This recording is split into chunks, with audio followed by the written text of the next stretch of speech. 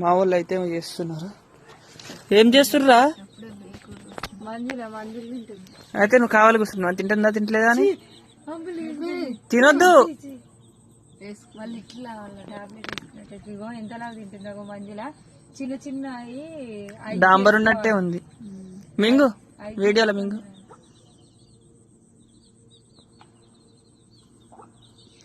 సచ్చక పుట్టుక పుడుతుంది మంజుల. మేము అప్పుడు ఎట్లా చేసినాం అంటే అన్నం ముద్దల మధ్యలో పెట్టి మింగేది. అంత లడ్డు ముద్ద మంజుల దేనికైనా తట్టుకుంటది కాబట్టి నేను తట్టుకోలేను. నిన్న ఆయన ఓర్చుకోలేను అనమాట.